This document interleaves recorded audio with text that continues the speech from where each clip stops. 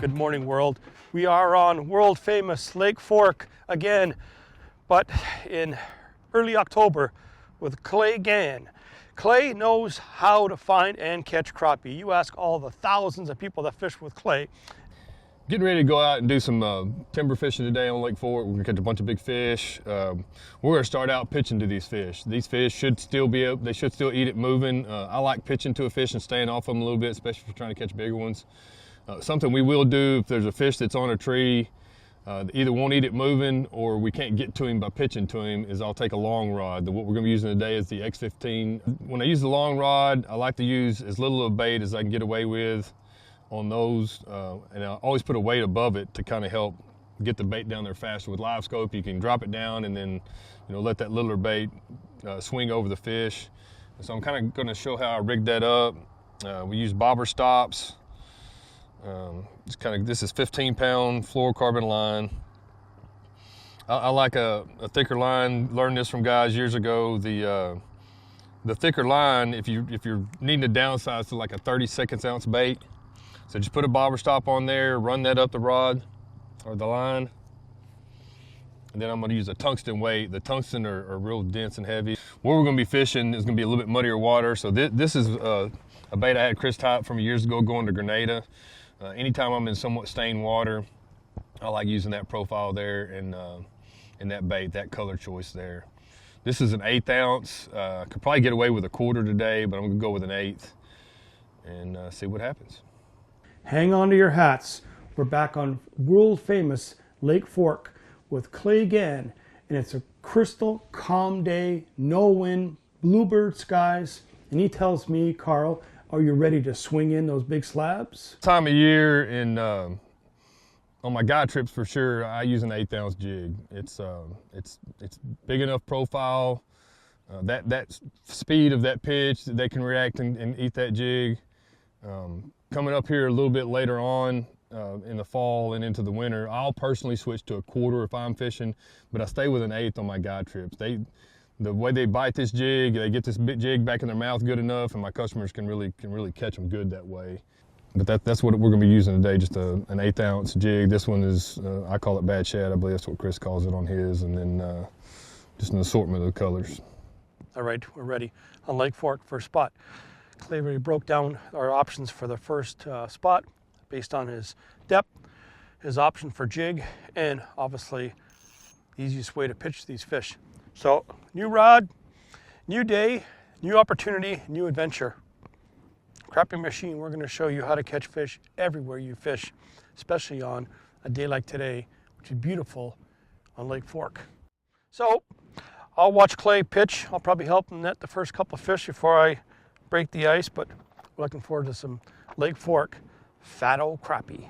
So today we're going to be out here on Lake Fork. We're on a secondary creek channel. It's all going to be standing timber. There'll be some laydowns in there as well, but for the most part it's just standing timber. Okay. Pole and what we call boat art trees here in Texas. That term's used like the word crappie. We call them boat arts here. I know they call them hedge in Missouri. So there's a crappie right here. He's just sitting right there. This is lean. I don't know if it's a split limb right there or if he's just sitting right there where that thing turns, but he's 14 feet. I like to stay off about this far and pitch out to those fish. There goes my jig. So now I can look and see that if I'm on task, that jig's gonna fall right down on that fish. Look at that. And here he comes. There he is. Hey. You couldn't have been that better if you tried a million times, my friend. That's incredible. So is that a good Lake Fork fish? That's a regular Lake Fork fish. Golly, that fish is probably, I don't know, 130, something like that. Well, look at a solid fish. I'm always amazed at the thickness, Clay, of these fish here. Yeah, it's fall, so they're gorging. By the end of the day, I'll probably catch 50 plus fish. And it'll look like we've been in a paintball war, and everybody had gray paintballs. Yeah. And they're just gorging, so they're gonna see. He just did it. They're gonna just poop on you all day. So you're confident that we're going to be catching bigger? We're going to keep a few for pictures? Yes, sir. Yeah, no, that's not. We'll have. Okay. That's how to do it with Clay Gann on Lake Fork. Tell me about being schooled, man. He said, let me just show you first, Karl. Let's do a little thing about where we're going to fish, how we're going to fish, but if I see a fish on a tree, I'm going to pitch to it, and I bet you'll catch it. Good thing I didn't bet him, because I knew he was going to catch it. Unreal. Seriously, we already started a day like this. So he moves on, he's already got a giggle, he can tell, you know, because he's entertaining me. And I just can't hide my enjoyment, can't hide my laughter. We just started, you know, not even far from the boat ramp. There you go, right there. You stop it. Keep going down with your tip, right? No, right there, you're good. Up a little bit, here he comes. There you go. Perfect. Wow, dude. I am as impressed gets, Clay. Dude, the way they are smacking these jigs. Uh-oh. I gotta show this, man. I can't hide my excitement, Clay. Dude, like, talk about cooperative, and you're filming. Like, you couldn't make it better, man. Yeah. Wow. So this is what you do with your clients too, right? Yes, sir. Put them right on, let them enjoy that experience, and teach them too, right? At first, I go through my whole entire spiel of everything that's gonna, like, what I want from them, what I need them to do, and what is gonna happen. Like, you're gonna miss bites. We're gonna hang these jigs up in trees. Yep. You're gonna catch one. You were wrapped in the tree just then. Yep. We break them off in the trees. We're gonna lose them right here, and just everything that can happen. So there's no like, oh God, I should have done this or that. Okay. And then I actually start at first pitching for these clients. Is that my cut there? It is, yes. So it goes to show you, right? Maybe show that how that they can.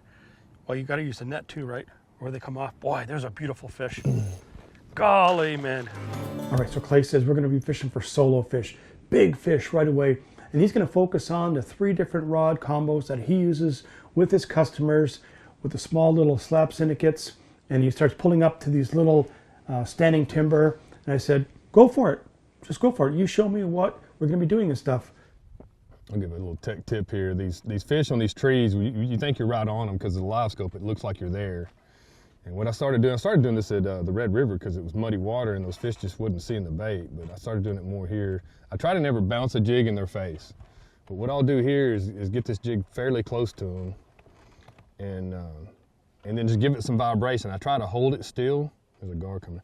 Try to hold it still right there and then see, look, he came to it and there he is. Drags it too loose.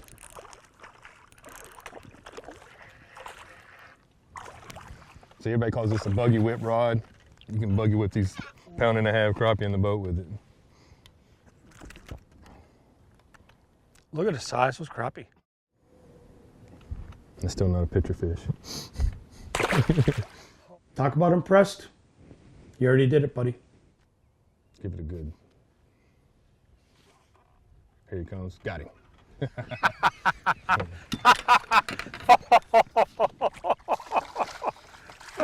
This is a gift. Am I sleeping? My jig just popped out too. Right. I hope this is really happening and I'm not just dreaming, Clay. Seriously. Look at the size of those crappies, man. Hey, look at them. Pretty fish. Wow. Look how high that fish is. Wow. So tell me honestly, do you actually come out ever just for pleasure, just to catch them and have fun? I don't, I get to do a lot of tournament fishing all over the country, and I try to get at least 3 days of pre-fishing in, so that's when I get to go what I call fun fishing. So it's my turn. Throwing that little slab syndicate jig, gets down where it should get, start doing some shaking, start moving the jig away, goes, here he comes, boom! You talk about lightning into your wrist. Are some of your customers have the same reaction that I'm giving you now? Yes, sir. Like, that is just something else, man. I will never lose that excitement.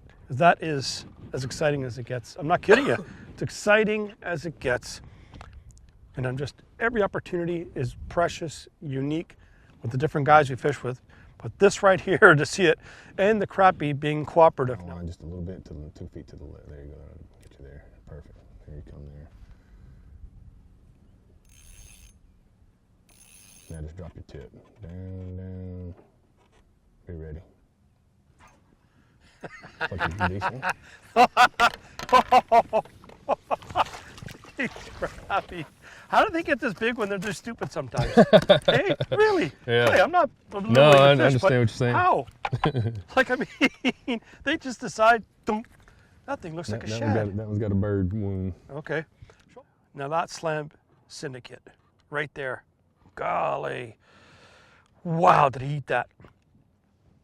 Thank you. Look at that. Whew. Get the prettier side of it. Clay pulls up to the next standing timber. He goes, oh, there's two there, and they look pretty good. So talk about a little bit of anxiety.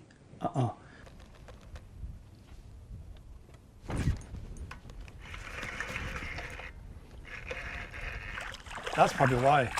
It's a big old fish, huh? Or, man. Show how deep that is, Clay. Look at that. Yeah, in the mouth. Oh, man, oh, man, oh, man.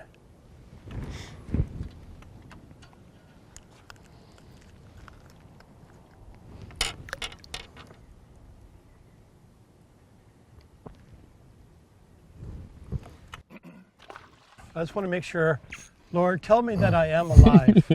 Seriously, because if this is heaven, I'm ready to go. That sounds weird, but I'm not kidding you. If this is where I'm going to be in another life, I'll take it. Clay, seriously, man, think about this. Oh, I tell people all the time that I know I'm a blessed man. I mean, I'm perfectly placed in between this lake and Lake Palestine, and only an hour to hour and a half away from Lake of the Pines, and they're all just phenomenal, phenomenal fisheries. I've been into a lot of lakes in the country, and to pick three and to catch the quality and the numbers of fish that we catch, it's. But to have this experience and not a lot of boats bumping you, hitting you, just everything around. Look at it, nature, the whole thing, the whole package. That's what I try to look at sometimes. I love to catch fish, focus on it, but I stop and I take a look around like. Fortunate, man.